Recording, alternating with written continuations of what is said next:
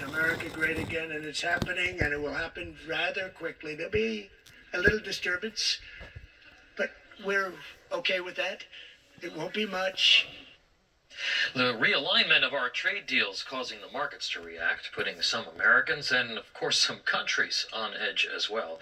Here to explain what we could see happen here, we're joined by the former chairman of the White House Council of Economic Advisors, Tomas Philipson, and research fellow at the American Institute of Economic Research, Thomas Savage. We have a trio of Toms here. I will try to keep everything straight.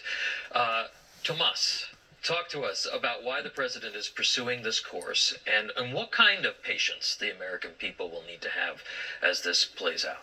Well, I think there's kind of two issues going on. The border countries, Canada and Mexico, is a different issue because that's really a trade war, which the administration has indicated, fought with economic leverage in terms of tariffs. And that was really why the president won the election.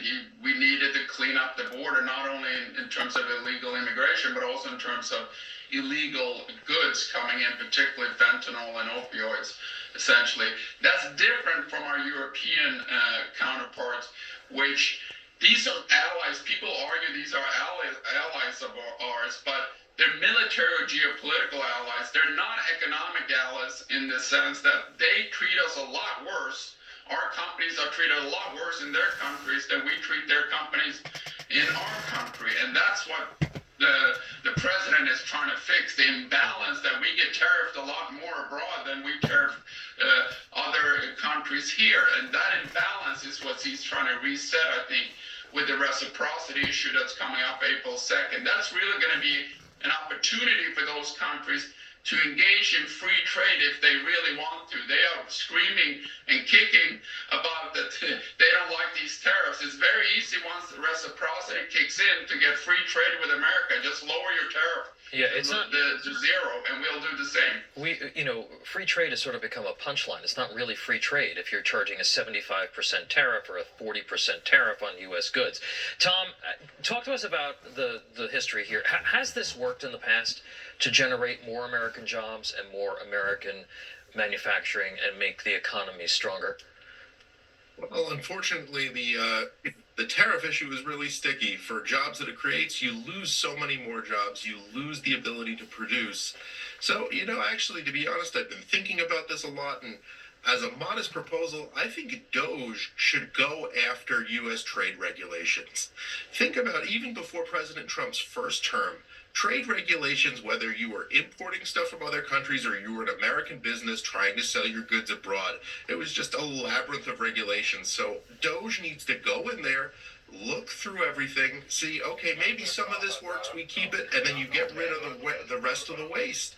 You think about what President Trump said the other night.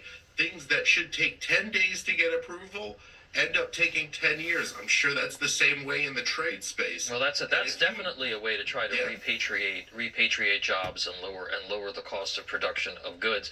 But Tomas, it seems that Tom is a little skeptical on whether or not it actually creates jobs. The market's clearly spooked by this. Folks are looking at their portfolios over the last month and maybe they're a little concerned. Do you think that we'll see some stability here? Because we're only 45 days, whatever, into all of this. Yeah, markets always react negatively to a lot of uncertainty, and I think that's the short-run uncertainty you're seeing. The long-run goal here is to, U.S. is a victim, not a criminal when it comes to tariffs with other countries. The long-run goal is to reset that relationship and instituting reciprocity, whereby other countries, if they're very upset at U.S., like I said again, they can get free trade easily. Just set it to zero on their end. They're not willing to do that easily, and that's very, very telling. So I think you need to distinguish the short-run uncertainty with these negotiations from the long-run objective of basically resetting the balance. And I think people also need to appreciate that Trump is really far more pragmatic than I think a lot of people give him credit for. And I think that when you're negotiating, you have to be to some degree. Tom, despite the president's reprieve with some of the tariffs on Canada, the president yesterday threatened Canada with new tariffs on dairy and lumber, saying saying, quote, Canada has been ripping us off for years on lumber and dairy products, citing Canada's roughly 250% tariff on U.S. dairy exports to the country. You think there'll be a negotiation here with the Canadians? And people are concerned about the price of eggs. We have a very shaky dairy industry here in the United States. Do you think? What do you think happens here? Well, hopefully they come to the negotiating table. But again, I think this is where Doge could really work best, making it easier for people to come over, and whether it's those European businesses that are sick of the regulations from Brussels or the Canadian businesses that are sick of Justin Trudeau.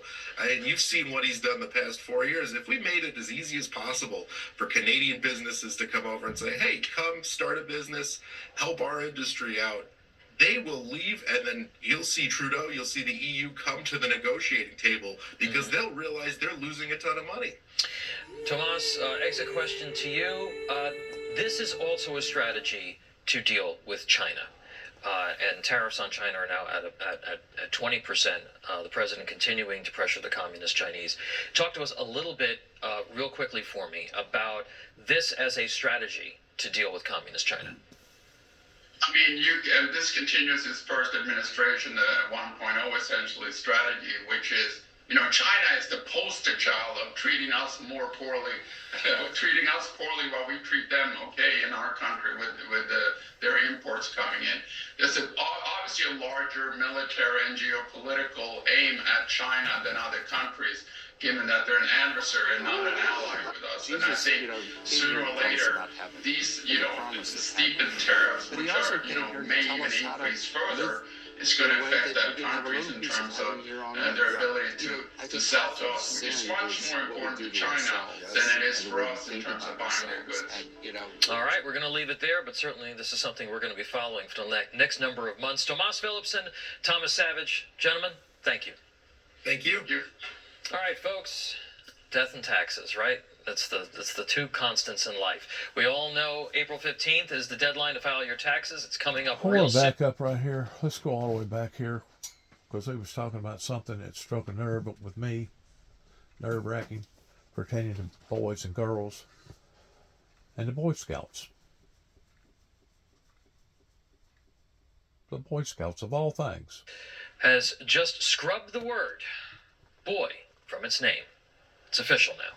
Yes, you heard that right. They are now known as Scouting America, and the program that was tailored to developing young boys and men is getting an inclusivity makeover. For those of us who were Boy Scouts, it is another degradation of an important institution that has dedicated itself to the often now forgotten and maligned gender.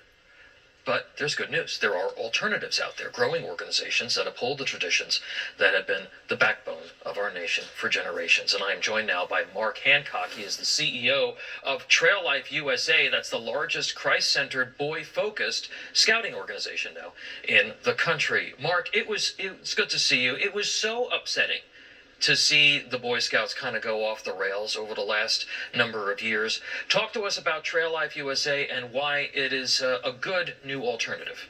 It has been tragic to kind of watch where the Boy Scouts have gone. A 115-year-old organization that gave us presidents and astronauts and civic leaders and wonderful men just decided that boys weren't all that important, and their latest move to take boy out is part of what led to Trail Life being founded 10 years ago. Now we have 65,000 members in all 50 states, over 1,300 churches sponsoring Trail Life USA troops.